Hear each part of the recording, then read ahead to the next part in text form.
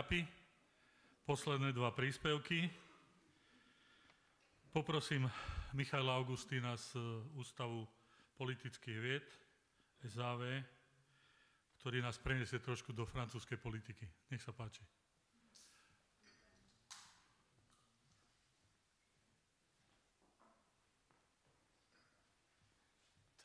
Dobrý deň prajem.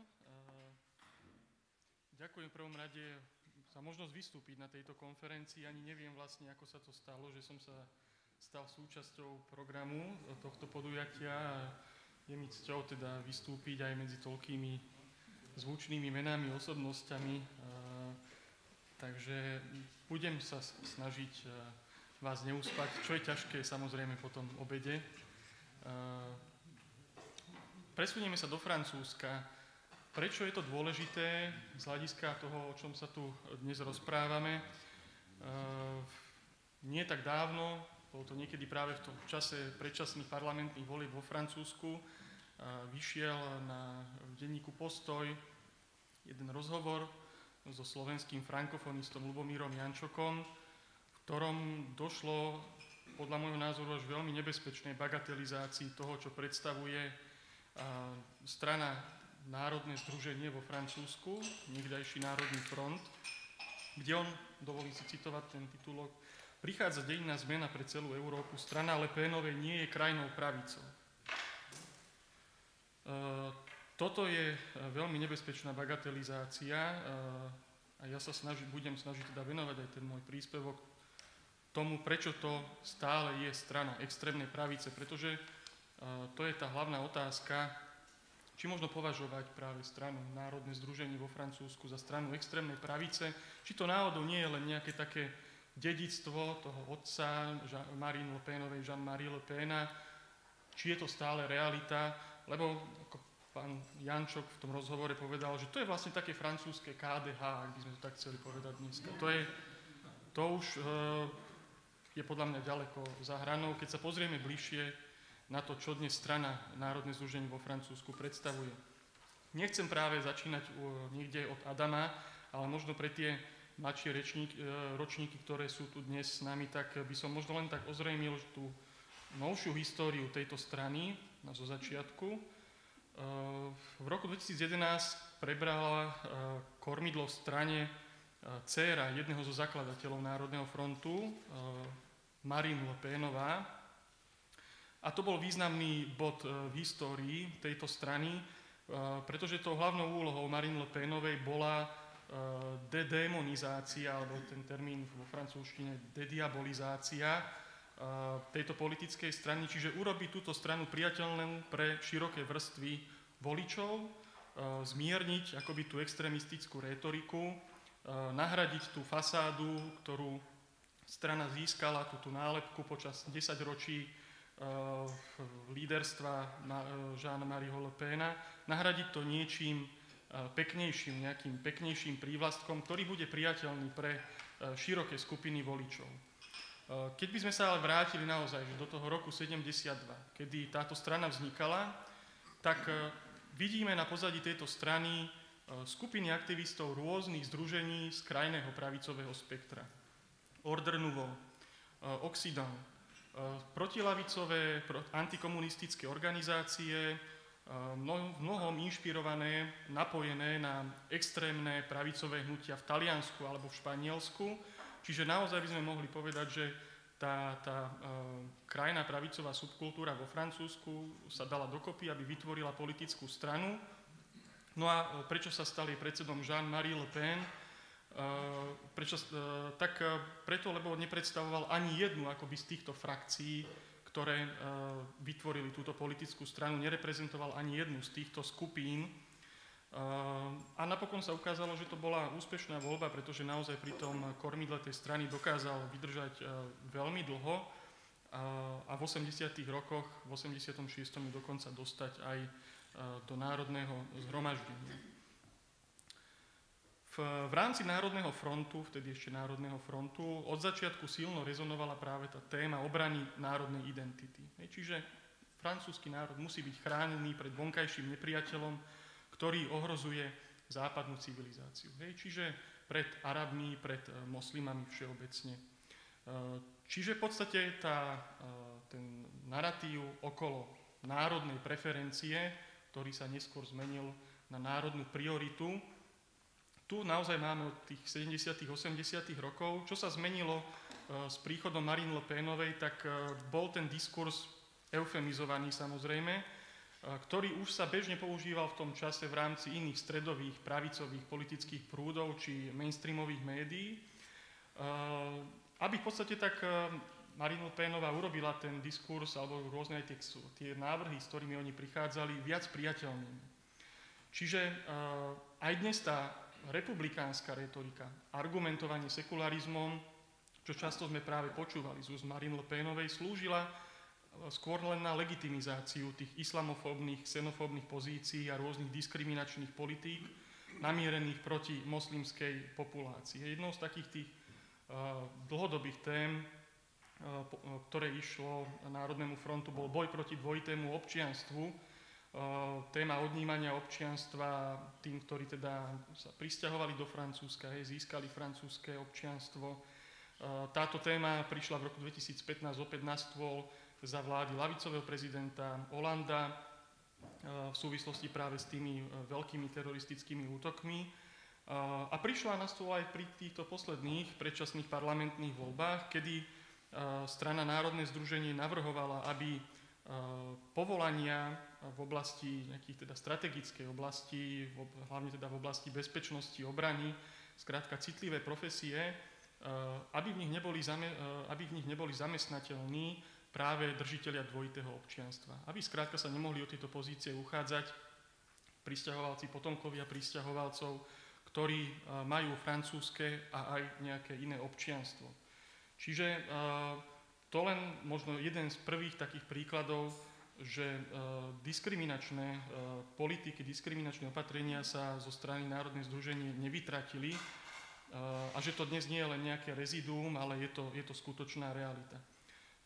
Keď sa naozaj pozrieme na tie historické korene, ideové korene tohto hnutia, tak samozrejme tam nachádzame rôzne paralely. Ešte z 19. storočia z rôznych krajne pravicových hnutí Georgesa Boulangera, tzv. Boulangizmus, ktorý práve sa usiloval o tú ochranu národnej práce. Hľadal tú ľudovú podporu práve v maloburžoázii, v triede robotníkov. Neskôr samozrejme aj tie korene, rôzne tie ideové prúdy rôznych monarchistických, antidemokratických teoretikov, ako bol Charles Maurras, zakladateľ, hlavný ideológ Action Française, monarchistického združenia, ktoré naozaj stelesňuje taký ten antimodernistický, tradicionalistický katolicizmus. A ktorý sa akoby vrátil aj do strany Marine Le Penovej, keď sa na politické výslnie po jej boku dostala jej netier, Marion Maréchal Le Penová, ktorá práve stelesňovala to to monarchistické, to tradicionalistické. Vystupovala ona na rôznych konferenciách Action Française, ktoré som royalista, prečo nie vy, a takto sa nazývali tie konferencie. Až neskôr, o pár rokov neskôr, dochádza k rozchodu týchto dvoch tety aj teda jej netery. Marion Maréchal odchádza do strany Erika Zemmoura, čím v podstate akoby Marine Le Penová si opäť nejakým spôsobom umýva ruky a posilňuje ten svoj imidž mainstreamovej političky.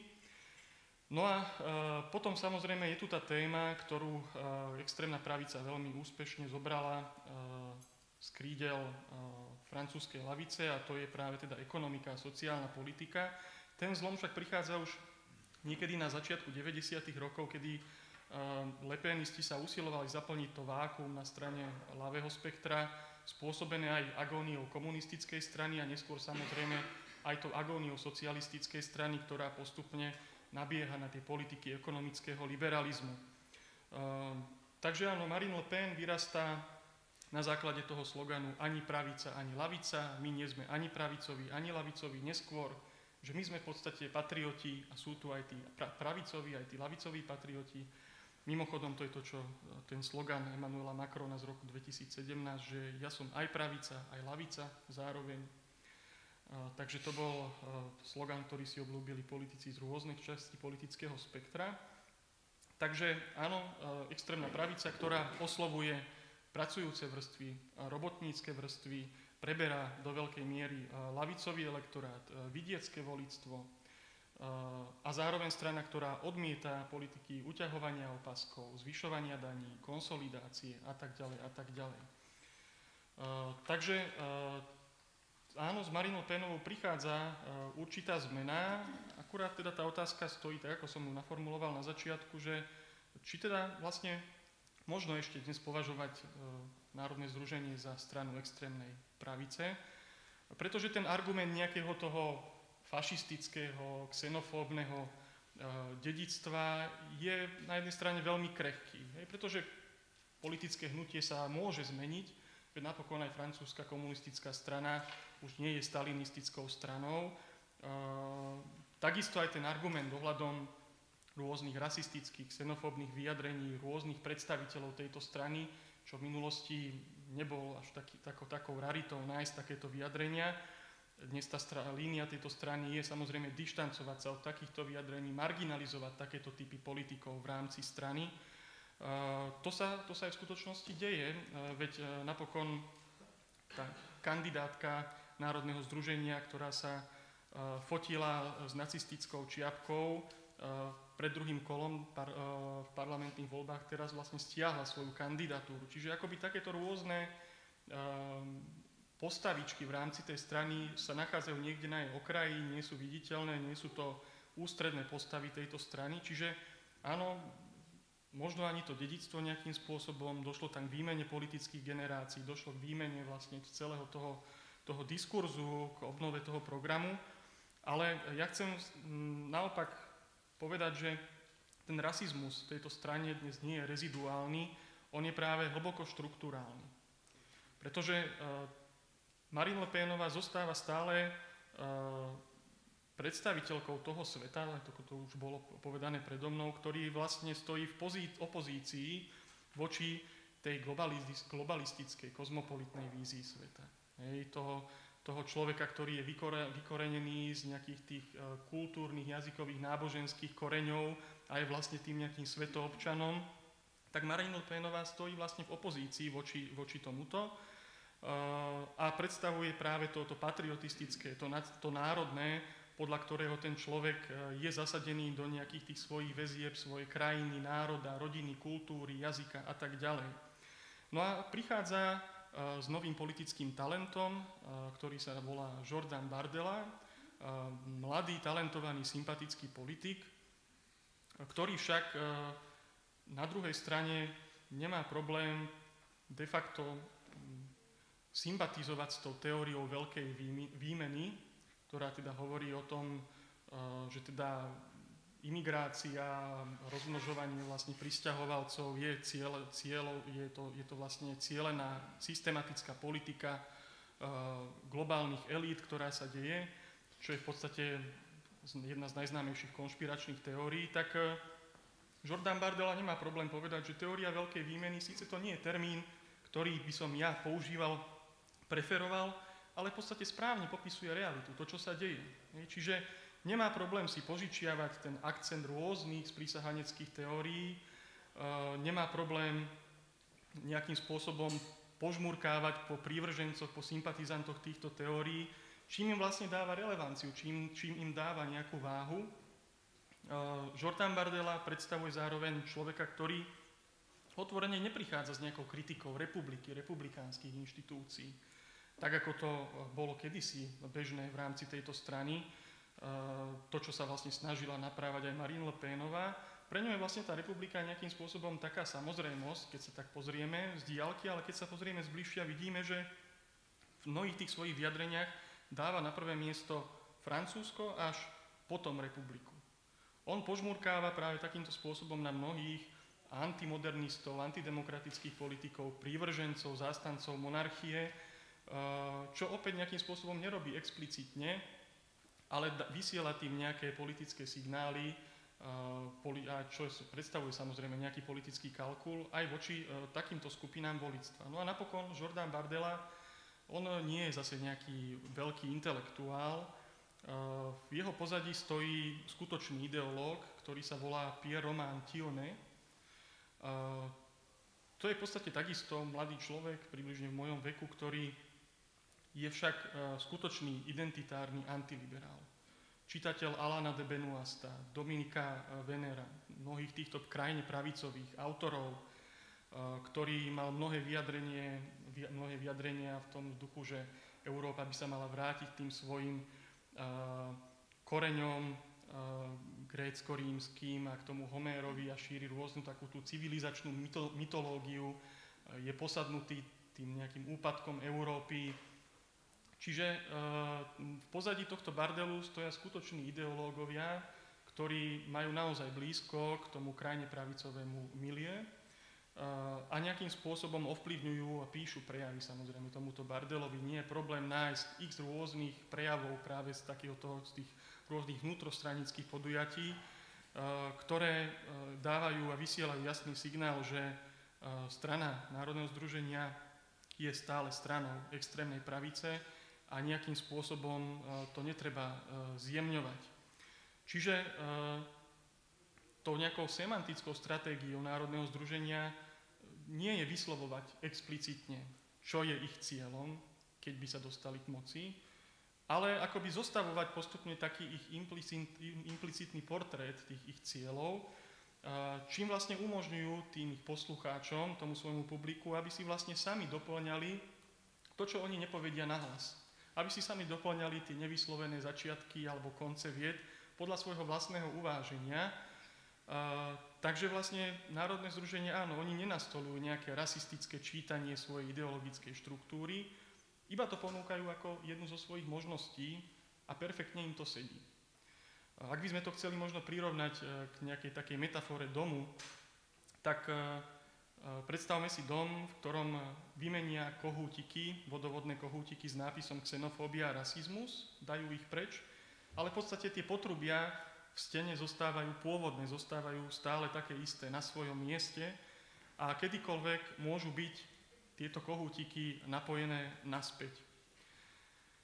Takže ak hovoríme o nejakých tendenciách plazivého fašizmu, tá plazivosť vo Francúzsku je umocnená aj tým, že ani nie, že tá extrémna pravica sa posúva nejako k tomu mainstreamu, skôr naopak, ten pravý stred sa posúva smerom k tomu politickému kraju. Že celá tá spoločnosť, aj tie politické elity sú vychýlené týmto smerom, čiže tá otázka, kto sa teda približuje ku komu, ja si skôr myslím, že je to ten politický stred, ktorý samozrejme pracuje s týmto chladným, ale veľmi nebezpečným politickým kalkulom, preberať retoriku extrémnej pravice a to sa deje aj vo Francúzsku a napokon to vyústilo aj pred tými voľbami do toho, že vlastne tá veľká gaullistická strana, republikáni, dediči toho odkazu de Gaulle'a sa rozštiepili, pretože vlastne ich predseda jasne povedal, že on ide podporovať Národné združenie a Marine Le Penovu, čím de facto spôsobili 3 týždne pred voľbami rozkol v strane. Reakcia bola taká, že vlastne prezidium tejto strany si odhlasovalo jeho vylúčenie, avšak Parížský súd vydal predbežné rozhodnutie, že vlastne takéto vylúčenie je protiprávne. Takže on vlastne stále de facto zostáva predsedom tejto strany, hoci teda na pôde Národného zhromaždenia pracuje táto strana v dvoch akoby frakciách. Jedna, ktorá kolaboruje s extrémnou pravicou, ktorá kolaboruje s Národným združením a druhá, ktorá sa tvári teda, že predstavuje nejakú tú umiernenú pravicu, ale de facto, a budeme to vidieť aj v nasledujúcich týždňoch, mesiacoch a rokoch, že pokiaľ ide o konkrétne politiky, konkrétne opatrenia voči imigrácii, tak si budú mať čo povedať aj tá umiernená pravica, aj tá extrémna pravica a budú si mať čo povedať aj s hnutím Emmanuela Macrona, s prezidentským táborom. Takže to, čo sledujeme teraz, je vlastne vytvorenie vlády prezidenta s predstaviteľmi pravice, a bude visieť na šnúrkach od gatí práve Národného združenia týchto poslancov, ktorí patria do klubu Marine Le Penovej, ktorí budú v mnohých tých politikách predpokladám, že budú podporovať aj túto vládu. Takže budeme mať vo Francúzsku vládu podporovanú extrémnou pravicou. No a tým asi chcem aj ukončiť to, že ten môj výstup, čo čaká v podstate Francúzsko nasledujúce obdobie a aká je pozícia francúzskej ľavice v tomto smere, zostáva veľmi bezmocná, lebo opäť tá diskusia, ktorá tu už dnes bola prítomná, hoci ten program, ktorý majú, je v podstate konzistentný, nejakým spôsobom sa oni už dokázali aj dištancovať od toho smerovania socialistickej strany, ktorý reprezentoval Hollande a vlastne tie politiky ekonomického liberalizmu. To, čo však nedokážu, je vlastne uistiť nejakým spôsobom tých znepokojených voličov, ktorí niekde v tých menších francúzskych mestách naozaj nechcú dopadnúť tak, ako dopadli povedzme tie predmestia v Paríži. Čiže nedokážu ponúknuť ľuďom takú víziu, ktorá by bola pre nich atraktívnejšia než to, čo im ponúka dnes extrémna pravica. Ďakujem za pozornosť.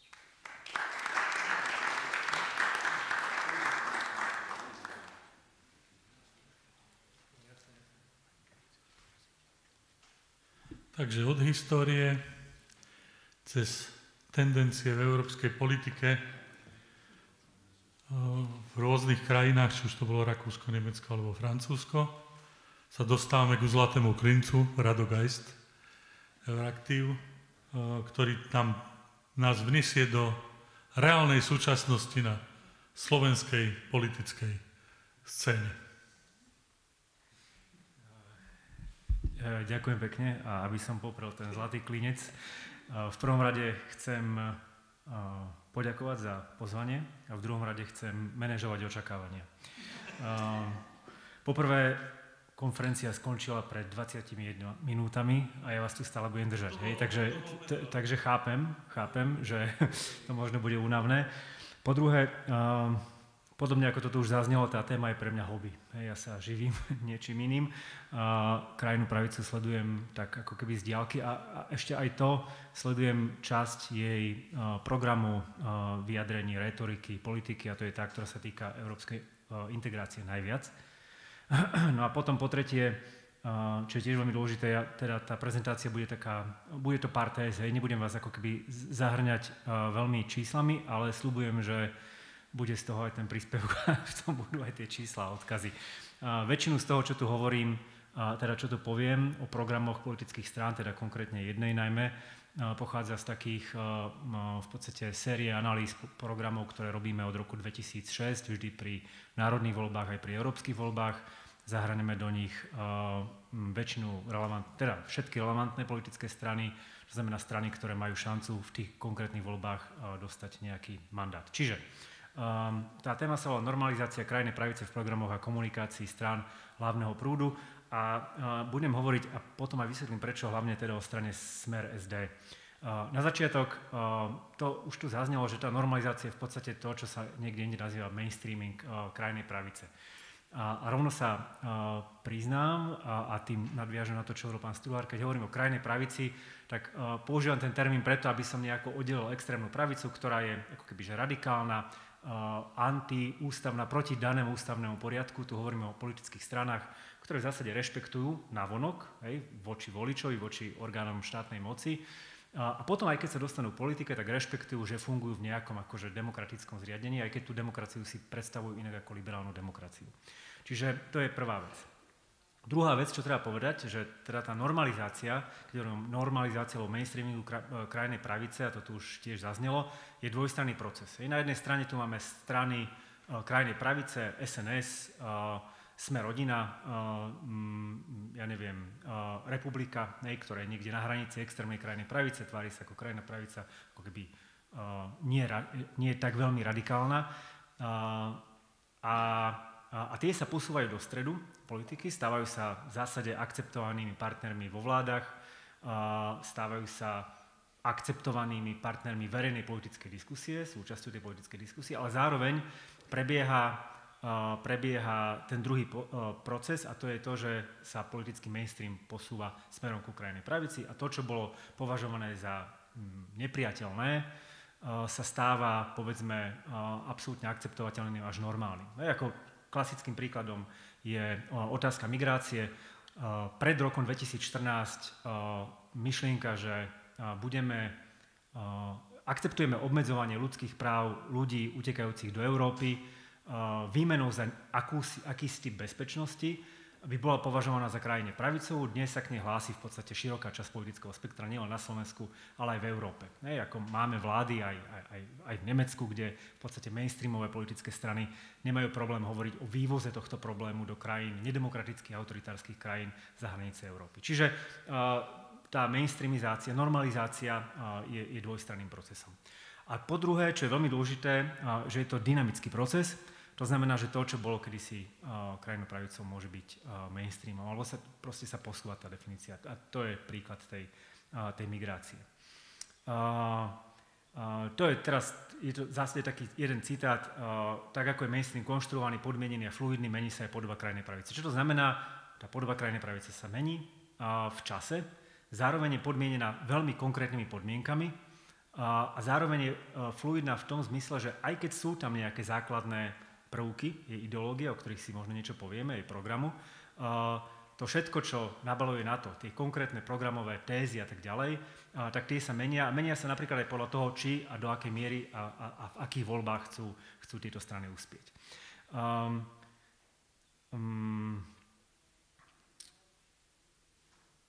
Jedným z príkladov, a o tom sa tu aj diskutovalo, tej meniacej sa podoby krajnej pravice, je, že napríklad na Slovensku súčasť, alebo takto, postoj ku vojnovému slovenskému štátu a postoj ku SNP nie je ako keby nejakým definičným znakom krajiny pravicových stran. Strany, ktoré sú alebo sa stávajú krajine pravicové, sa môžu bez problémov hlásiť k odkazu SNP, rovnako ako tie strany, ktoré adorujú, snažia sa rehabilitovať slovenský štát a ani ich predstavitelia v tom nevidia nejaký rozkol. Hej, proste toto nie je ako keby podstatná vec. Na rozdiel od iných krajín, ja neviem, dajme tomu Francúzska, hej, kde ako keby postoj k tej vyšistickej republike je dôležitá vec, hej, pre to, že či niečo je alebo nie je krajná pravica. No,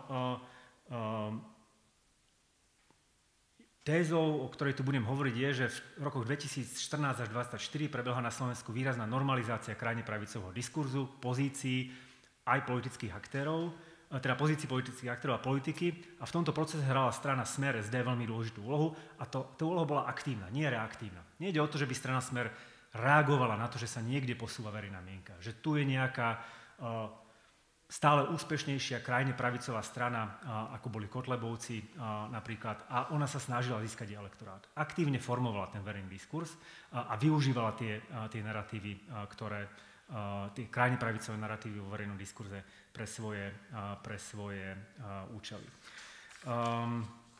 Tuto len taká schéma, ktorá ako keby ukazuje, akým spôsobom strany mainstreamu a krajnej pravice interagujú, tvoria diskurs. Ten diskurs je na jednej strane strategický, chcú získať nejakým spôsobom úspech vo voľbách, na druhej strane aj interpretuje sociálnu realitu pre voličov a tým pádom vlastne mení tú verejnú mienku. Akože nie je to zase až také dôležité, ide iba o to, aby ukázať, že tie politické strany sú, aj mainstreamové politické strany sú v tomto aktívnymi, že sú aktívne v tom procese, nie iba reaktívne. OK, čo rozumieme pod krajnou pravicou, už čiastočne som o to hovoril, to znamená, že vzťah k ústavnému poriadku je oddelený od extrémnej pravice, alebo takto používam. A v zásade, ak sa pozrieme na post rok 2000, tak v tých západných krajinách, to znamená krajinách Európy, Severnej Ameriky, ich ideológia má tri také prvky. Tým prvým je nativizmus, to už spomínal pán Struhár, druhým je autoritárstvo v rôznej miere, v rôznych podobách, ale príklon k autoritárstvu. A tretím, na rozdiel od extrémnej pravice, je populizmus. Čiže nemusia byť otvorene antidemokratické, oni sú populistické v tom zmysle, že vystupujú proti elitám, akokoľvek konštruovaným, proti tzv. Establishmentu a tak ďalej. Bez ohľadu na to, že mnohí z ich predstaviteľov sú súčasťou tohto establishmentu roky. Hej. Čiže keď hovorím, že na Slovensku prebehol ten proces normalizácie krajnej pravice, tak hovorím, že strana Smer sa nejakým spôsobom v tomto období 2014 až 2024 posunula k takémuto typu strany. Ako venové diagramy sú zneužívané, ja som ho tiež zneužil, ale to je iba na to, aby som ukázal, že medzi tými troma ako keby hlavnými piliermi ideológie krajne pravicových strán sú prieniky nevyhnutne. Potom v tom sľubovanom príspevku bude aj umiestnenie niektorých akože programových východísk strany Smer v tých prienikoch a častiach ideologickej výbavy. Čo je dôležité? Krajná pravica v slovenskom kontexte. Keď som hovoril, že tá krajná pravica sa vždy prispôsobuje konkrétnej dobe, konkrétnemu kontextu, tak takisto je to aj na Slovensku. Na Slovensku ten nativizmus, nacionalizmus spojený s xenofóbiou má nejaké tradičné prejavy, dlhodobo je antimaďarský, hoci v súčasnosti s príklonom alebo s tým, ako časť krajnej pravice vidí nejaký role modelu Viktora Orbána, tak tento antimaďarský charakter ustupuje. Je antirómsky, niekedy viac, niekedy menej, ale tá vec je tam vždy prítomná. Niekedy je tam prítomná, niekedy je to interpretované cez nejakú proste etnickú národnostnú identitu. Rómovia sú iní. Hej? A niekedy je to interpretované cez proste nejakú akože sociálnu identitu. To sú tí, ktorí zneužívajú náš systém. Súčasťou toho nativizmu je šovinizmus na Slovensku. Ako nejaké presvedčenie, že na Slovensku máme nejakú špecifickú kultúru, možno ako to tu zaznelo o Nemecku. My nie sme ani na východ, ani na západ, my sme niečo takéto najlepšie z toho, taký ten most, ktorý tu, a to by sme si mali udržať, že máme niečo unikátne, kultúrne. Ten nativizmus je rasistický výrazne voči Rómom, ale aj voči prisťahovalcom, najmä prisťahovalcom inej pleti. To sa ukázalo po roku 2015, kde sa stáva tento nativizmus silne antiimigrantským, ale čo je zaujímavé je, že cieľom tejto antiimigrantskej retoriky nie je nejaký reálny migrant. To nie je Srb, ktorý tu pracuje vo fabrike. To nie je dokonca ani Vietnamec, ktorý tu žije veľa rokov. To sú vymyselní migranti, ktorí na Slovensku nikdy neboli a nikdy vlastne ani nechceli byť. Pre nich boli maximálne nejakou prestupnou krajinou. Čiže je to taký imaginárny migrant, ktorý je kultúrne odlišný, neprispôsobivý a tak ďalej a tak ďalej.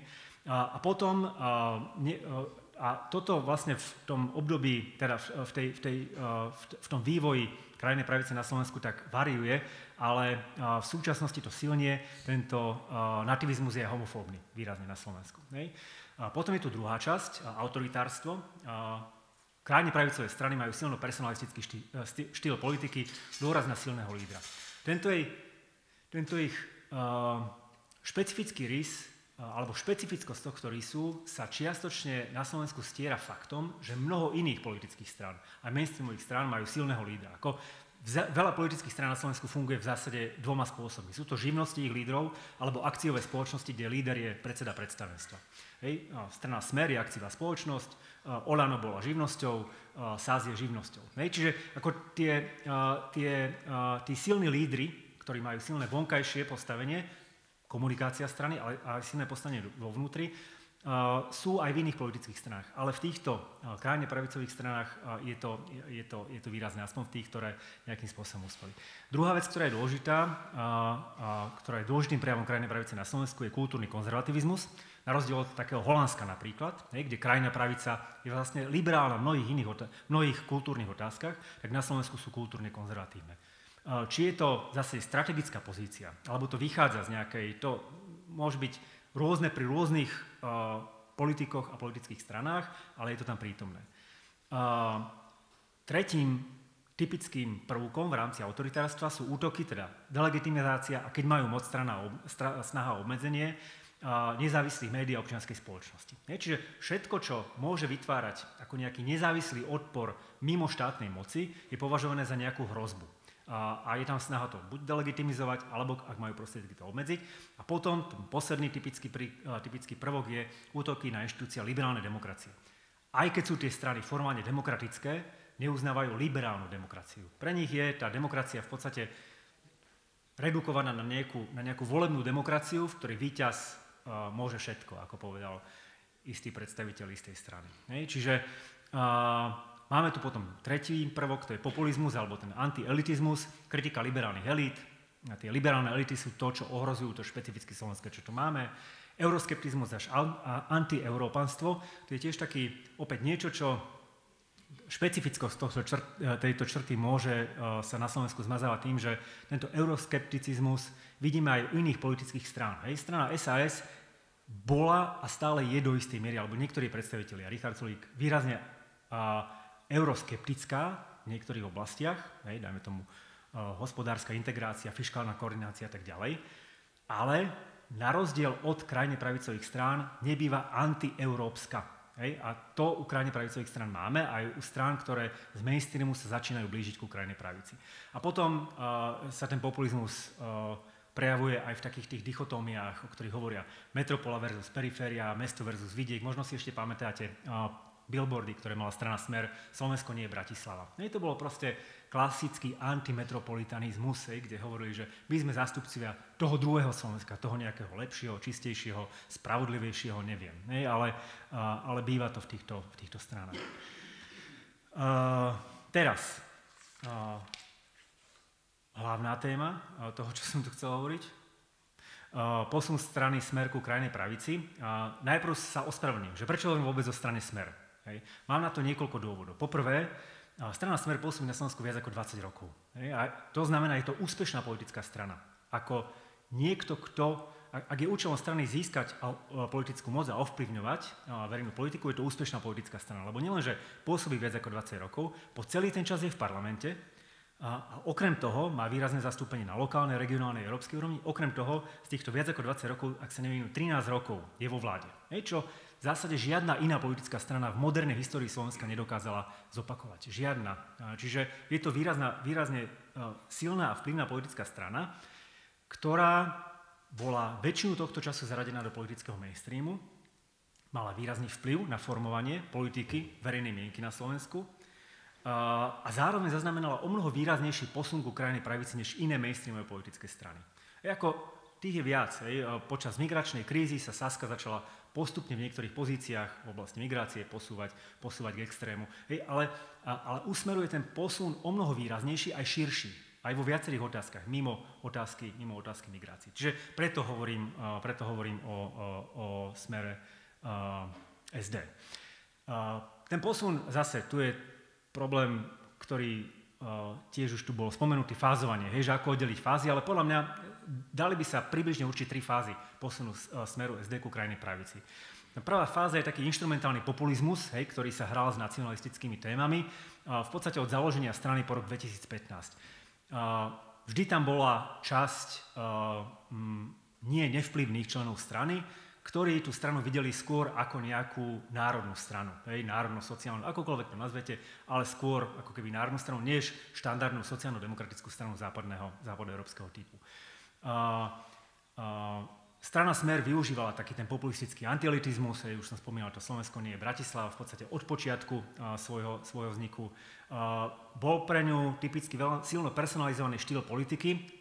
Ja ju zaraďujem medzi strany ako akciové spoločnosti, ale teda Fico bol vždy, jej predstav bol vždy výrazným predstaviteľom navonok a zároveň dovnútra mal silné postavenie. To nebolo postavenie typu, pán Zala možno znovu bude, dúfam, že teda bude znovu polemizovať, ale nebolo to postavenie typu Richarda Sulíka, ktorý vlastní stranu. Je to postavenie výkonného riaditeľa, ktorého rešpektujú akcionári v strane a dávajú mu veľkú legitimitu rozhodovať, pomerne samostatne. Možno, že nerozumiem až tak dobre vnútornému životu v strane Smer, ale takto to vidím zvonku. Ďalšia vec, ktorá v tej strane bola prítomná, je nacionalizmus. On variuje, niekedy sa objavuje viac, niekedy menej, ale najmä prvá vláda Roberta Fica, kde vládnu koalíciu tvoril HZDS a SNS, áno, do istej miery Fico hovoril, že vlastne mierni ich nacionalizmus, na druhej strane vo vzťahu k maďarskej menšine, aj vo vzťahu k Maďarsku, ktoré samo o sebe už v tom čase začínalo byť problematickým partnerom, tak tam ten nacionalizmus bol. A umiernený euroskepticizmus, ktorý sa neprejavoval väčšinou vo reálnej politike, ale prejavoval sa v retorike. Ako možno si pamätáte tie plagáty, že do EÚ áno, ale nie s holým zadkom, ktorým strana Smer sa snažila odlíšiť od tej proeurópskej časti politického spektra, ale zároveň nespadnúť do košiara z HZDS a SNS. A potom kultúrny konzervativizmus, ktorý tam bol. Na jednej strane sa strana ako keby aspoň časť jej predstaviteľov hlási k široko definovaným ľudským právam, vrátane práv sexuálnych menšín a tak ďalej, ale reálne s tým ako keby veľa nerobí a skôr uzatvára nejakú formu dohody s konzervatívnymi silami vrátane katolíckej cirkvi na Slovensku. Na druhej strane, v tejto prvej fáze bola stále silne ukotvená, alebo boli stále veci, ktoré ju silno ukotvovali v mainstreame tú stranu. Podpora európskej integrácie, ekonomicky a politicky tá strana neurobila nejaký výrazný odklon od dedičstva dvoch Dzurindových vlád, v dobrom aj v zlom, ale zase neurobila ten odklon. Čiže stále sme ju mohli chápať ako súčasť mainstreamu. Potom je to druhá fáza a to je ohraničená na jednej strane zhoršením tzv. Migračnej krízy a na strane druhej odchodom Roberta Fica z postu premiéra a vnútornými procesmi strany, ktoré viedli k rozštiepeniu a tak ďalej s prehratým voľbám. Táto druhá fáza, ja by som nazval, že nadbiehanie krajnej pravici. Akože v tomto čase strana Smer SD aktívne využíva naratívy, krajne pravicové naratívy a snaží sa lákať tohto voliča k sebe. Okrem teda migračnej krízy, kde sme videli vlastne všetko to, čo robí krajná pravica s otázkou migrácie, sekuritizácia, kultúrny konzervativizmus až rasizmus, rasistická interpretácia problémov integrácie týchto prisťahovalcov a tak ďalej. Antibruselská retorika, ktorá bola miernená počas slovenského predsedníctva v Rade EÚ, ale stále tam bola.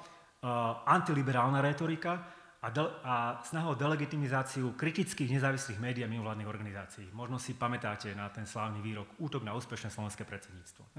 Akákoľvek kritika politiky strany bola útokom na štátny záujem reprezentovaný tou stranou. Čiže začína sa tá strana správať viacej antiliberálne demokraticky.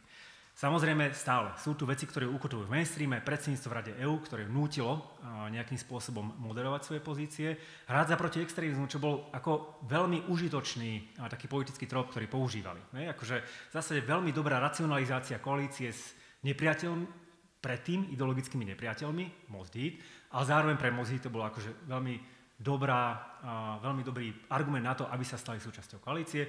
No a potom to Ficové trvanie na tom, že Slovensko musí byť súčasťou integračného jadra, čokoľvek to znamená. Čiže stále to bola ako keby že strana mainstreamu, ktorá veľmi účelovo pracuje s krajne pravicovými naratívmi.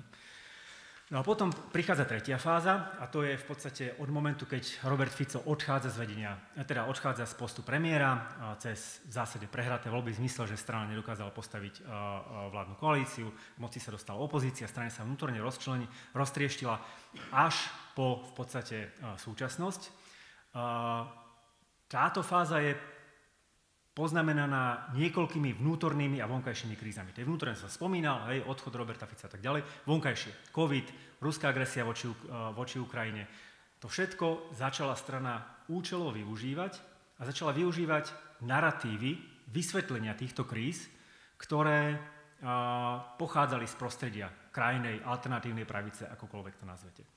Silne antiliberálny diskurs, silne je kultúrny konzervativizmus, ktorý slúži aj na vyhradenie sa voči Hlasu SD a po vzniku vlády potom na vyhradenie sa voči najsilnejšej opozičnej strane Progresívne Slovensko.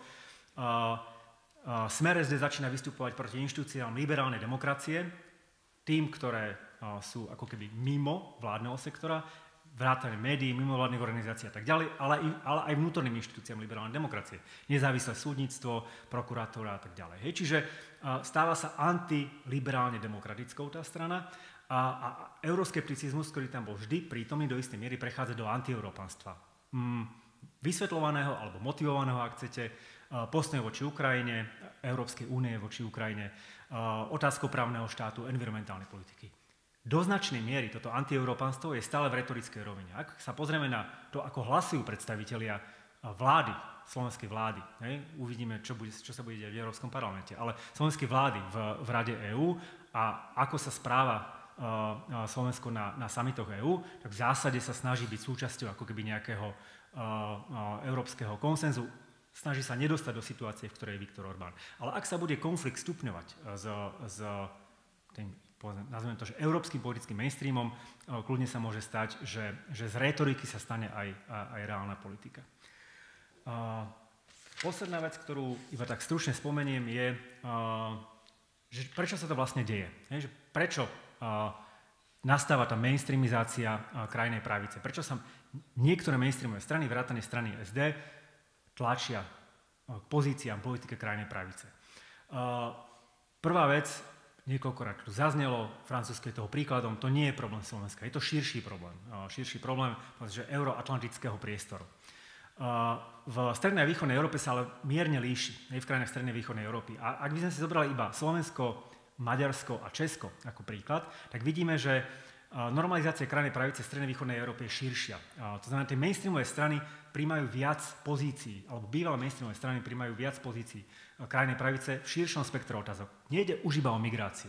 Ide naozaj aj o postoj k liberálnej demokracii a iných otázkach. Po druhé, ten euroskeptizmus až anti-európanstvo bývalých mainstreamových strán v strednej východnej Európe je výrazne silnejšie, než povedzme váhavý postoj k prehlbovaniu európskej integrácie v nemeckej konzervatívnej strane, v CDU, CSU alebo u francúzskych republikánov. Že aj tam sú takéto, že nevieme, či chceme viac Európy, možno je lepšie nemať viac Európy, ale túto je toto anti-európanstvo o mnoho silnejšie. A potom to odmietanie liberálnej demokracie, ktoré opäť nemáme v tejto forme a tak otvorene u bývalých mainstreamových strán v západnej Európe. Prečo je to tak? A toto je posledná snímka. Sú niektoré spoločné faktory, ktoré sprevádzajú tento proces normalizácie krajnej pravice v krajinách západnej Európy a strednej a východnej Európy a sú niektoré špecifika. Polykríza, to množstvo kríz, ktoré súčasné západné demokracie nedokážu riešiť, tými trpíme aj my. Ekonomické, sociálne, bezpečnostné a tak ďalej. Nové technológie ako amplifikátor, Facebook, Twitter a tak ďalej nie sú príčinmi rastu radikalizácie, ale sú veľmi dobrým nástrojom toho, že táto radikalizácia zasahuje aj také skupiny obyvateľstva, ku ktorým by sa možno inak tieto odkazy tak jednoducho nedostávali. A s týmito technológiami je spojená tzv. Attention economy. To znamená, že to je v podstate vytvárajú biznis modely ľudí, organizácií a tak ďalej, ktoré v podstate reálne ekonomicky žijú z toho, že šíria veci, ktoré vzbudzujú v ľuďoch emócie. Negatívne emócie častejšie. A to podporuje šírenie rôznych konšpiračných teórií, ktoré buď zapadajú do krajne pravicového diskurzu, Great Replacement, ktorý tu bol spomínaný. Nepočuli sme o tom pred 10 rokmi v tomto priestore.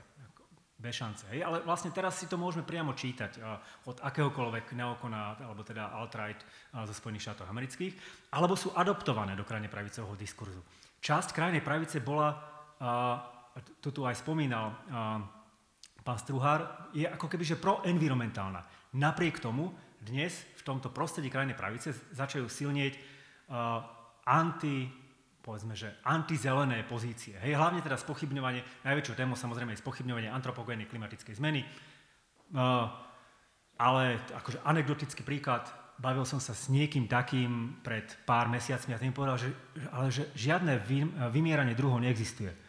Že nič také sa nedieje, veď to sa dialo v minulosti, nič špeciálne. A môžete mu argumentovať, čím len chcete, akýmikoľvek dôkazmi vedeckými. Čiže to spochybňovanie negatívneho vplyvu človeka na životné prostredie je vlastne nový prvok vnesený do tejto krajnej pravice a veľmi úspešne adoptovaný krajnou pravicou.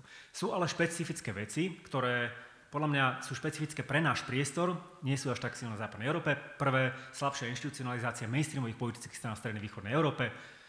Fidesz je do istej miery výnimkou, ale áno, Smer, ďalšie strany, to nie sú masové strany, kde tá zmena politiky, postoja a tak ďalej, prebieha nejakými procesmi, ktoré majú nejaké znaky vnútrostranickej demokracie. Tak to nefunguje v tých stranách. A to ich robí viacej suspectibilnými, viacej ohroziteľnými zmenami postojov. Že ako keby zo spodu tej masovej základne a organizácií s nimi spojenými a tak ďalej nemôže vzniknúť takýto odpor. A po druhé, a to je posledná vec, podľa mňa špecifikom je aj omnoho silnejší rozpad modernistického spoločenského kontraktu v krajinách strednej a východnej Európy. Ten modernistický spoločenský kontrakt mal dve podoby. Pre populáciu, pre das Volk, ľud, hovoril, že rast ekonomickej prosperity, politickej stability, bezpečnosti je spojený s integráciou do západných ekonomických, politických, bezpečnostných štruktúr. Vstúpime do EÚ, každý bude mať bankomatovú kartu, vytiahne peniaze, kedy bude treba, už nebudú konflikty, všetko bude OK. Hej? A to sa rozpadlo radom kríz v Európskej únii, ktoré Európska únia nedokázala jednoducho riešiť, alebo nedokázala riešiť vôbec. A potom pred druhou stránkou tohto kontraktu bolo pre lokálne politické a ekonomické elity. A to bola prísľub, že formálne prijatie alebo vytvorenie inštitúcií liberálnej demokracie nie je prekážkou pokračovania oligarchických štruktúr. Akože pre Smer to bolo jednoduché. Široký a všetci ďalší majitelia politickej strany si udržia svoj vplyv, nech si vytvoríme akýkoľvek nástroj na potieranie korupcie, ich sa to nedotkne, my ich dokážeme ochrániť. Hej? Ale ono to na seba naráža v istých momentoch. Hej? A tým pádom u časti týchto politických elít, aj ekonomických elít, padá podpora pre už aj formálnu existenciu inštitúcií liberálnej demokracie, inštitúcií, ktoré vytvárajú nejaké checks and balances z politickej moci. Ale to je ako, otvoril som obrovskú tému, ktorej sa ani nemáme čas teraz venovať, takže tu končím. Ďakujem za pozornosť.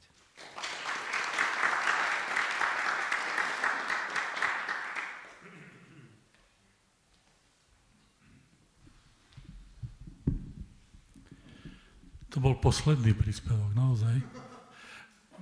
Počkaj chvíľočku, ja dám slovo, neboj sa. Určite aj Boris bude niečo chcieť povedať, lebo tam sa hovorilo o Smere v dobe, keď ešte on v rámci Smeru pôsobil. Takže Peter, prosím ťa, čo by si rád? Zober. Ďakujem. Ja tiež chcem len na úvod niečo, než sa ostatní pustia do rada. Alebo možno nie, ale máš dobro. Ja len také poznámky k tým dvom posledným príspevkom. Michal hovoril o tej veľkej výmene, to sa tu vlastne doteraz nespomínalo, alebo možno trošku. Tam je zaujímavé, hej, že si teraz vlastne ľudia zo strachu hovoria, že nás chcú nahradiť lacná pracovná sila z Afriky hlavne. Ja som sa pozeral, že kedy vlastne prišiel Renault Kami s tým konceptom 2010, zase po kríze. Ja myslím, že vlastne kapitalizmus teda potrebuje neustále vytvárať rast a ako ho vytvoríme pri súčasnej neoliberálnej politike potlačania odborov, to je, že teda zoberieme tú lacnú pracovnú silu a vlastne ľudia na to reagujú strachom, teda nielen rasistickým, ale aj strach o svoje pracovné pozície.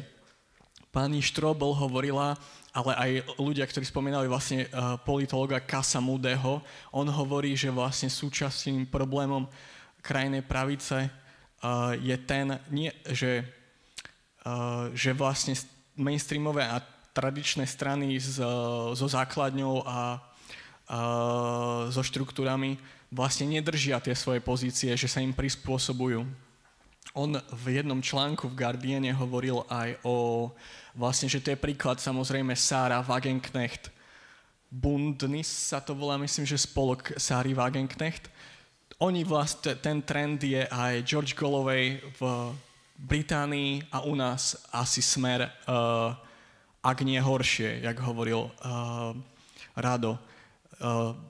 Oni sa ako keby tvária, ako keby nemali inú možnosť robiť iné politiky a oni sa musia prispôsobovať, tým pádom vytvárajú nejakú predsieň alebo vlastne legitimizujú tú krajnú pravicu, čo je, myslím, že asi všetci spomínali, že to je to riziko, že sa vlastne tieto naratívy stávajú normálnosťou. Holandský odborník na migráciu De Haas sa volá, neviem si prvé meno spomenúť, ja som čítal jeho článok, takú dlhú analýzu, alebo tak skrátený vlastne jeho štúdia imigrácia, že vlastne do Európy alebo vôbec vo svete a že nie je až taká obrovská porovnateľne s 20. storočím. To, čo je, že sú tu nejaké vlastne prúdy, povedzme z Blízkeho východu a tak ďalej, alebo prúdy, to je aké zlé slovo, veľa ľudí chodí. A on hovorí, že vlastne hlavný problém je, že tie prijímajúce krajiny oni ich potrebujú. Že len politikom je nepríjemné o týchto veciach hovoriť, čiže to je jeden zo spôsobov, ako vlastne zobrať vietor z plachiet AfD, teda, že sa vyhýbame istým témam. Myslím, že pán docent Zala tiež hovoril, že, alebo kto to bol, netreba sa vyhýbať tým témam, ale redukovať otázku migrácie, prisťahovalectva na otázku identity a tak ďalej. Proste, akým spôsobom sa to dá riešiť. Pre politikov je pohodlné vyhýbať sa tým témam, hovoriť o tom, že vlastne podnikateľom vyhovujú vlastne lacná pracovná sila, pretože nechcú zlepšiť sociálnu situáciu pracujúcich, pretože nechcú pomáhať odborom. Ak by vlastne sa stanovila nejaká dôstojná mzda, ktorú by vlastne mali aj prisťahovalci, aj domáci, nebol by dôvod vlastne, buď by vlastne tí ľudia neprichádzali, alebo by sa vlastne tento problém až tak neobjavoval. Čiže tam sa málo hovorilo z môjho pohľadu, a asi nielen z môjho pohľadu, o neoliberalizme, o sociálnych politikách, o odboroch, ktoré sú v tejto téme fašizmu podľa mňa nezanedbateľné. Ďakujem pekne. A ja ďakujem, máš dlhé otázky. Ale to ani nebola otázka. Asi Boris, chceš teda niečo k tomu radovmu príspevku? No nechcel som, ale keď si ma vyzval, tak čo mám... Si doajen zboru, tak... Čo mám teda robiť? Nie, s veľkou časťou tej analýzy sa dá súhlasiť. Ja som aj rád, že sa Rado zaoberá tým, ako sa vlastne Smer posunul od toho nejakej stredovej pozície, ktorá sa mohla pohybovať v rámci nejakých mantinelov, k tomu, ako nastala vlastne ten posun k tej krajnej pravici. To si myslím, že je aj správne a je veľmi dobré aj to aj pre politologickú obec by bolo dobre, keby Smer nenazývala sociálnou demokraciou podľa nominálneho názvu, ktorý si ešte nechali teda v tom názve, ale skutočne z hľadiska toho obsahového je to čisto národno-konzervatívna strana, ktorá preberá aj časť rétoriky skutočne krajnej pravici. Ja by som skôr možno upozornil na dva problémy, a to je ten problém, ako sa objavili nejaké nacionalistické prvky a prvky protievropské. To sú dva také momenty, ktoré by som spomenul a tam nie celkom sa stotožňujem s Radom, a to nie preto, že by to nebola čiastočne pravda, ale treba rozlišovať dve veci a teda jednej z tých vecí, aj druhej som bol mastermind ja, takže aby to bolo, ten národný moment sa objavoval v Smere, ale výrazne som sa ja, aj skupina, ktorá so mňou bola teda v tom, sme sa usilovali práve, aby to bola alternatíva toho ľudáckeho národného pohľadu.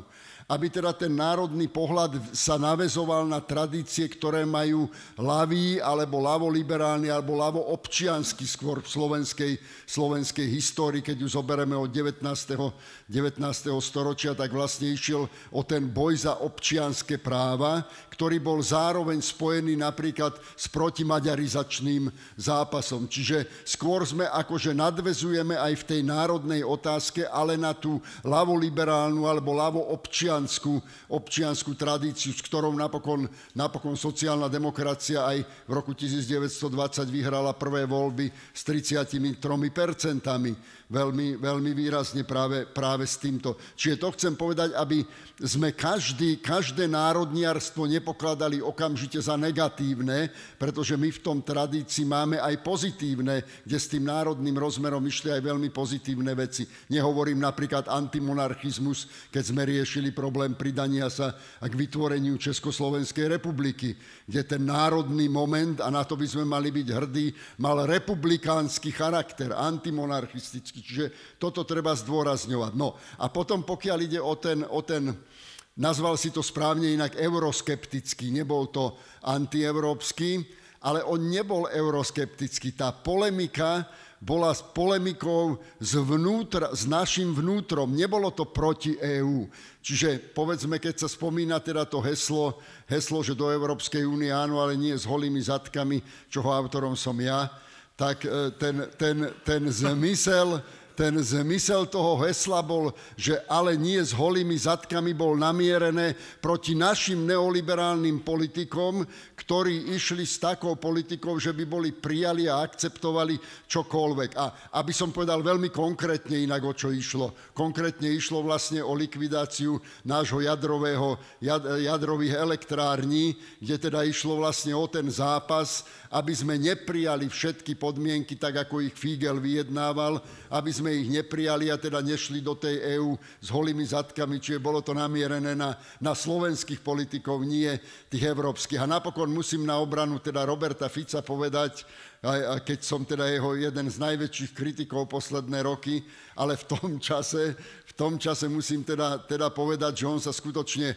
o tú európsku integráciu usiloval veľmi, veľmi teda výrazne, aj s oveľa radikálnejšími a rýchlejšími krokmi, ako to robila Dzurindová vláda, kde povedzme Pálko brzdil obrovské množstvo a KDH-ci brzdili veľké množstvo európskych integračných procesov. Že Smer vybojoval napríklad aj práve v čase krízy to, aby sme išli do pomoci Grécku a Taliansku, a to sme išli teda dosť rizikovým rozhodnutím. Nebudem teraz hovoriť o tej rétorike, ktorá sa zvolila preto, ale hlavne teda jasné, že v tom bola pragmatika, pretože jasné bolo, že treba zo Sulíka, ale práve zase išlo o potlačenie toho neoliberálneho konceptu, ktorý nás vlastne odťahoval od tej Európskej únie, že nechcel prijať žiadnu solidaristickú koncepciu vlastne redistribúcie zdrojov v rámci Európskej únie. No a posledné ešte, keď už som toho Roberta spomenul, však jeho ten Juncker zbožňoval. On ho pokladal za svojho priameho v tom dobrom agenta vo V4, ktorý presadzuje všetky integračné kroky v rámci Európskej únie a ho teda vždycky ho aj takto vyťahoval ako teda do popredia. Ale o to horšia je tá prudká radikálna zmena, ktorá, to si presne popísal, začala tou migrantskou krízou a paradoxne začala tým imaginárnym migrantom, pretože povedzme si, však koľko tu máme migrantov, teraz nehovorím len z Ukrajiny, ale keď sa spomenuli aj tí Aziati, alebo povedzme zo Srbska, keď zoberieme tie nelegálnu štruktúru pracovných síl, to je hlavne srbská štruktúra, ktorá tu je. A to sa ráta na 10 000 až do 100 000 a v tom čase, keď vznikla tá protimigránska retorika, išlo o nejakých 1400 migrantov, ktorých sme mali prijať z hľadiska tých kvót, a na kvótach sa urobil najobrovskejší cirkus a išlo o 1400 ľudí. Čiže tam začal skutočne ten zvrat, tam je ten zlomový moment a bolo to presne sprevádzané aj tým konceptom postavenia vidieka proti centru, proti Bratislave, metropola, rurál a toto. Čiže to tam bolo. Tak to len na dovysvetlenie. Ďakujem pekne. Ja som vedel, že ťa mám vyzvať, lebo sa aspoň priznal k heslám, čo si vymýšľal. Peter Weiss. Ešte som vymyslel aj heslo, ako sa kradlo za Mečiara, tak sa kradne za Dzurinu. Si tvorivý, treba ťa využiť. Teraz by sa to dalo ešte na tretieho, vieš? Ďakujem za tú analýzu. Nepredpokladám, že pán Geist opisoval od svojej rakúskej kolegyne, možno niečo niekde čítal, ale boli to veľmi podobné prístupy k tomu problému z hľadiska toho, čo sa deje v tom euroatlantickom priestore. Ale ja by som sa rád vrátil k tým špecifikám, ktoré pomenovala naša rakúska prednášateľka. Jedno špecifikum je to, že Smer vystupuje ako anti-establishmentová strana, hoci z tých 20 rokov členstva v Európskej únii vládol 13 rokov. Prvý raz ako anti-establishmentová strana dostal ľudovo povedané po papuli, keď sa Kotleba dostal do parlamentu v tom roku 2016, keď sa hovorilo, že aj vrece zemiakov by ho porazilo v tom Banskobystrickom kraji. To bol protest, okrem tých motívov, ktoré pán Struhár tu popísal, to bolo aj vyjadrenie protestu proti establishmentu, ktorí reprezentovali vlastne dve vlády Smeru idúce po sebe, keď s tou výnimkou zlyhania Radičovej vlády kvôli Sulíkovým antieurópskym gestám a tak ďalej. Takže vlastne Smer obratným spôsobom uniká, čo sa týka tej sociálno-ekonomickej situácie, zaostávania Slovenska čoraz väčšieho za inými európskymi krajinami. Keď to porovnáme s tými východiskovými pozíciami Slovenska v tom roku 2002, respektíve 2004. To je úspešný útek od svojej vlastnej zodpovednosti, od svojho zlého vládnutia. Ten druhý moment, tá špecifika Slovenska, okrem toho, že tie pravicové vlády, ktoré mali byť alternatívou Smeru, opakovane zlyhávali, druhá Dzurindová vláda neprežila celé obdobie, Radičové vlády sa skrachovala a pravicovo-populistická, veľmi konzervatívna vláda s výnimkou Sulíka, veď ten Matovič je pandant najhoršieho, ako to Tkačenko hovorí, kresťanizmu, aký tu je. Tak táto vláda zašantročila obrovskú dôveru ľudí na zmenu. Veď tu 2/3 ľudí chceli zmenu, bola 95 mandátová ústavná väčšina, to tu nebolo.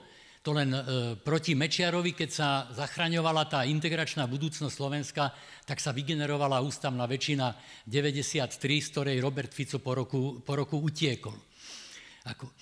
Takže to, akým spôsobom vystrájal Matovič, to je jeden z hybných motorov toho návratu Roberta Fica. A ešte je tu jeden moment, ktorý súvisí s rokom 2001, keď kresťansko-demokratické hnutie prišlo s tou svojou koncepciou nezávislosti Slovenskej republiky v kultúrno-etických otázkach, lebo ako sa volá. Ja som proti tomu vtedy tvrdo vystúpil, v podstate ako jediný v Národnej rade. Povedal som, že KDH svoju úzkú agendu 8% strany chce urobiť národnou koncepciou. Tým KDH-kom sa to podarilo. Hlasovala za to časť SDL, hlasovalo za to vtedy HZDS. Takže tu sa vytvorila pôda, aby Smer prišiel aj na túto agendu katolického konzervativizmu, aj keď spúšťacím mechanizmom, ako by to môj priateľ Boris Hala veľakrát vysvetlil, bolo to, že Robert Fico, keď chcel byť prezidentom, tak si myslel, že keď ako bývalý komunista, ja neviem, ľavičiar a všetko, že keď osloví tých katolíkov, tak proti tomu vrecu zemiakov, ktoré sa volalo Andrej Kiska, tak vyhrá. A tam sa ukázalo, že to vôbec nepomohlo, ale dnes sa usiluje znovu získať tú konzervatívnu ten konzervatívny katolícky elektorát, ale aj katolícku alebo časť katolíckej cirkvi na to vytváranie národno-konzervatívneho bloku, ktorý totálne vytesňuje liberálov, hoci sa dotiahli na Smer, plus minus za tých 10 mesiacov, ale keď si pozriete na tú volebnú mapu podľa tých výskumov, tak jednoducho Danko skrachuje s tou svojou partičkou, tak má v pohodlí alternatívu v republike, pretože tým, že boli vyrazení zo strany európskych socialistov akékoľvek ohľady na to, že pre normálnu ľavicu je červená čiara ísť s krajnou pravicou do koalície, tak toto padá. To znamená, že tie naratívy majú aj ďalšie veľmi praktické momenty a ja sám si kladiem otázku, čo je len, by som povedal, marketing cynický a čo je podmienené aj nejakými hĺbšími procesmi v tej slovenskej spoločnosti. Ja si myslím, že ten útek pred vládnou zodpovednosťou je jeden z hlavných motivov toho správania sa Smeru. Ešte má niekto? No poď. Dobre. Odchádzame.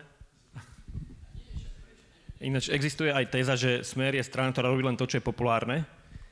tak neviem, musíme si to vyjasniť, ale možno, že nemusíme. Ja chcem iné povedať.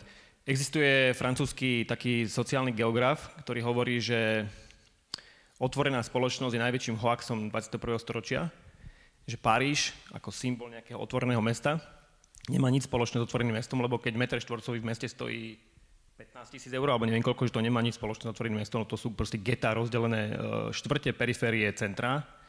Takže to je také akože ľahké hovoriť, to je jedno, môžeme si zobrať tému od témy, ľuďom, ktorí sú proste zneistení, a či sú inštrumentálne zneistení, alebo reálne zneistení, to nevieme povedať, lebo realita je v hlave samozrejme, ale sú proste tým systémom zneistení, toho mainstreamu, tak proste sa utiekajú k niečomu menšiemu, bližšiemu, to je tak 100 000 rokov. Proste keď je ťažko, tak hľadáme niečo, čo je nám bližšie, hej? A sa delíme na skupiny. Čiže ja si myslím, že keď nebude schopný ten mainstream dať tomu voličstvu pocit nejakej istoty, čo je strašne ťažké, lebo v tom dnešnom svete, hej, tak to nejak simuluje, že im dáva nejaké istoty a vlastne ani nedáva, lebo nemá to pod kontrolou, lebo tá ekonomika niekde úplne inde, financie svetové bežia úplne ináč, sme v nejakých reťazcoch dodavateľských, tak potom sa utieka vlastne ku kultúrno-etickým vojnám, čo je ľahšie samozrejme, to nie je cesta, len ja si myslím, že to, čo bolo povedané v tých príspevkoch aj, neviem, či teraz už nemeckom alebo rakúskom, to je jedno, že ak nebude schopný ako ten Andy Babler v tom Rakúsku, hovoriť tým ľuďom, že my sme tu proti tým hore a robiť inú deliacu líniu, tak len s takýmto obyčajným mainstreamovým liberálnym smerovaním, akože treba liberálom povedať, že keď nebudú mať tú demokraciu sociálnu, nebudú mať žiadnu vlastne, lebo to ľudia odmietnú proste, lebo to nie je v ich prospech. To je nahrávka Radovi na smeč.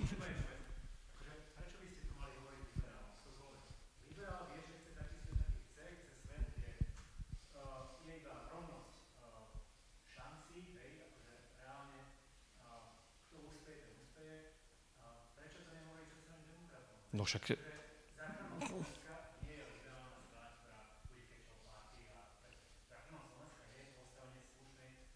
No tak to sa zhodneme.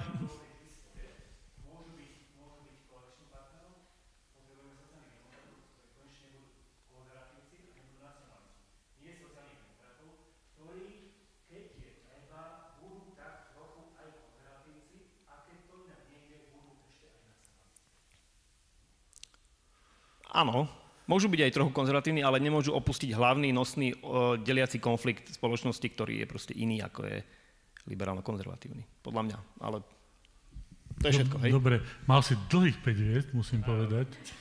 Ako... Neviem, či ešte chceš niečo povedať za Friedrich Ebert, za Friedrich Ebert Stiftung. No, výborne. Posledné slovo má vraj mať žena, no ale bohužiaľ žiadnu sme tu nemali dneska v tom vystúpení. Škoda. No mali sme, ale na obrazovke, hej, a tá posledné slovo nemohla mať teraz. Ja chcem poprosiť autorov, aby hotové príspevky, to rozmedzie 15 až 25 strán kľudne, môže byť aj viac, nebránime sa. 30.11. poprosím, dobre? Je dátum dokončenia príspevkov.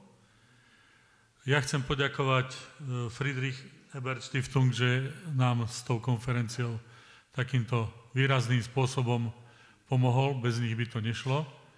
A chcem Robovi poďakovať, že sa do toho tak vložil a včera z Devínu preplával do Bratislavy, aby tu mohol s nami byť. A spal, ako mi povedal, v kancelárii. Takže prekonali sme aj vodnú bariéru, takže je to super. Škoda, že naši zahraniční hostia nemohli byť s nami tu prítomní, lebo tam zase nepreplávali. Je to naozaj škoda. Ja si myslím, že celkovú konferenciu môžeme hodnotiť ako veľmi prínosnú, lebo tie príspevky všetky boli veľmi dobré. Diskusia bola výborná. Ďakujeme organizátorom za to, že to zorganizovali a dúfam, že sa nám teda podarí v priebehu prvého štvrťroka, prvých 4 mesiacov budúceho roku dať do obehu publikáciu, ktorá, myslím, môže byť zaujímavou publikáciou pre mnohých ľudí a dúfam, že ich trošku nakopne, aby si uvedomili, kam sa to rútime. ešte stále je čas brzdiť, aj keď sa rútime dolu kopcom. To je ako s tým Žiguli, či môže ísť 250 km za hodinu, môže, keď ho pustia z vrchu Ararat. A ešte by som jednu vec tomu Francúzsku povedal, lebo nedá mi to. Môj kamarát Alain Sobigu z Sorbonskej univerzity býval v 10. obvode v Paríži.